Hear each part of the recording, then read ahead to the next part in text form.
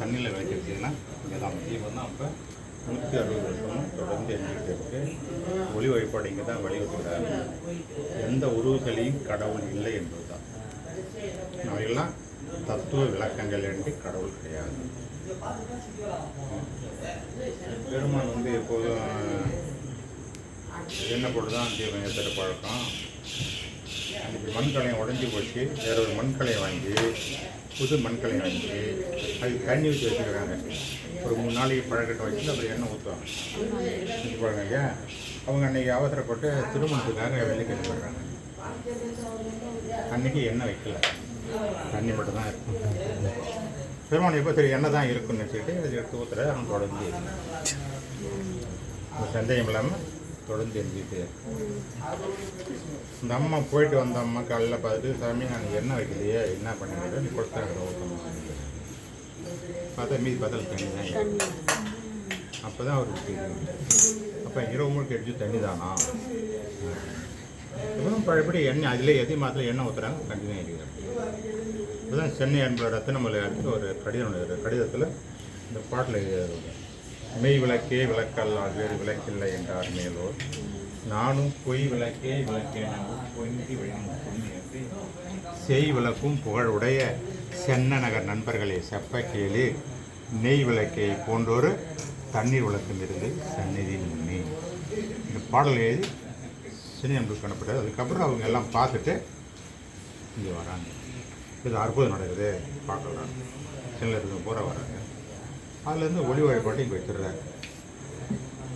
ஒளியில் என்ன இருக்கு? ஒளிக்கு பகல் ஒளியில் என்ன இருக்கு? அப்புறம் எல்லாத்துக்கும் காரண கருவாக இருக்கிற வெளி சென்ட்ரில் கருப்பம் நாடுதா? அதுதான் என்ன இது? கருப்பை விளக்கினை ஏற்றி வெளியை அறிவி, விளக்கின் முன்னே வேதனை மாறும். விளக்கினை விளக்கும் விளக்குடைய விளக்கில் விளங்கும் விளக்கவர் தாமே. அந்த அடிப்படைக்கு தான் தீப வழிபாடு. தீபத்தை தலைகீழ காட்டினாலும் என்ன பண்ணும்? ஏன் மேல் நோக்குது? அதில் ஆகாயம் இருக்கிறதால என்ன பண்ணால் மேலே தான் நோக்கும், கீழ் நோக்கம். எந்த பொருளை தூக்கி போட்டாலும் புவியீர்ப்பு இழுத்துடும். ஆகாயம் எதிர்ப்பகழ்ச்சி. ஒளிக்குள்ளே வெளியே இருக்கிறதால புவிக்கு எதிர்ப்பகழ்ச்சி. அதனால தான் ஆதி அந்தம் இல்லாதோர் அம்பலத்தாடும் ஜோதி தனையே நினைமீன்கள் சுகம் பெற வேண்டும். இவர் மேலுக்கு மட்டும் கீழ் சொல்லுங்கள். இது ஒன்று தான் மேலே பார்த்து மக்கள் தான் கீழே பார்த்தாங்க. ஒளி வழிபாடு மட்டும் செய்யணும். எந்த வழிபாடும் கூடாது, எந்த ஒரு வழிபாடும் கூடாது. இங்கே இருக்கின்ற ஒன்றையும் நம்ப வேண்டாம். எல்லாம் வல்ல தலைவனை தொழுவதே கடமையாக கொள்ளுதல் வேண்டும். எல்லா வல்ல தலைவன் யாரு? இயற்கை பெரும்பதி சொல்லப்படாது. இயற்கை உண்மை பெரும்பதி அவன்தான் எல்லாம் வல்லவன், சர்வ சித்தி உள்ளவன், அனைத்தும் காரணக்கர்த்தா இருப்பது அதுதான். இயற்கை மனிதன் உருவாக்கப்பட்ட எதுவுமே கடவுள் அல்ல.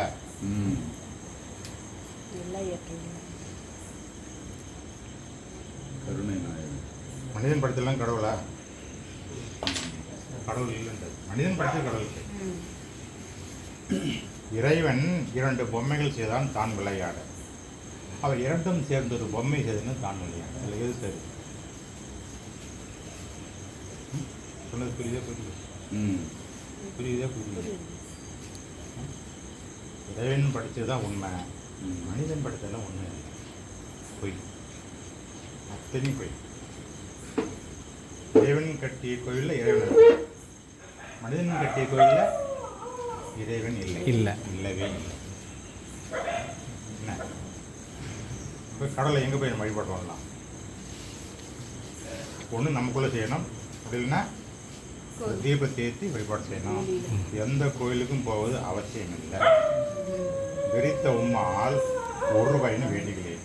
பொறித்தவர் சமயமெல்லாம் பொய்யே அவற்றில் புகுதாகி சிவம் ஒன்றே போலென கண்டறிமின்.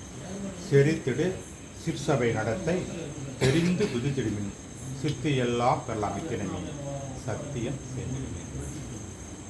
இப்போ சிற்சபை எது? சிற்சபை எங்கே இருக்குது? தெரியுதா? எங்கே இருக்கு? சொல்லுங்க. எங்கே இருக்கு? என்ன தெரிஞ்ச சொல்லுங்க. இதில் என்ன படிச்சிருக்கு?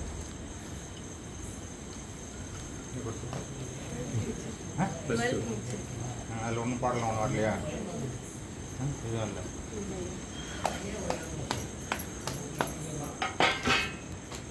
நமக்குள்ளே இருக்கிற ஒரு இடம் திருச்சிற்றம்பலம் சிற்சபை. சிற்சபை விளங்குகின்ற தெய்வம் ஒன்றையே கண்டேன். ஆமாம்,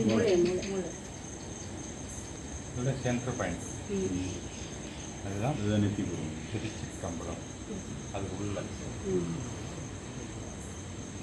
நேர உள்ள அது சென்டர் பாயிண்ட் எங்கே வரும்? இந்த இடம்.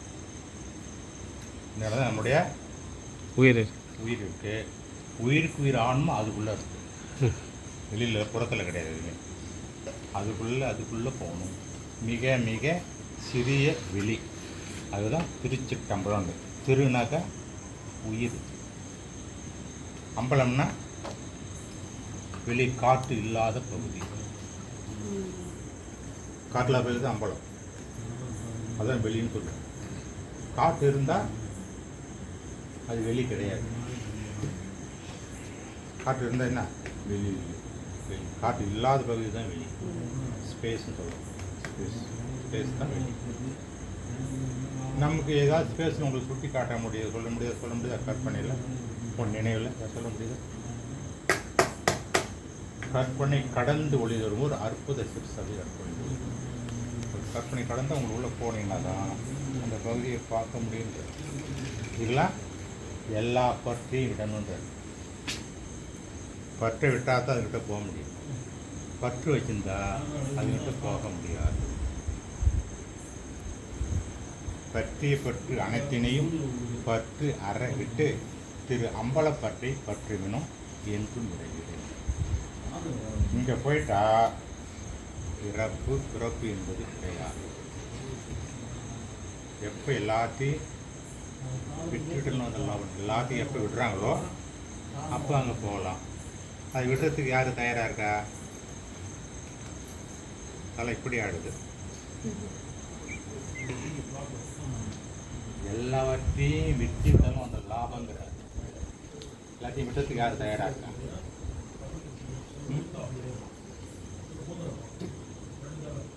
ஒரு வாயும் காணும்.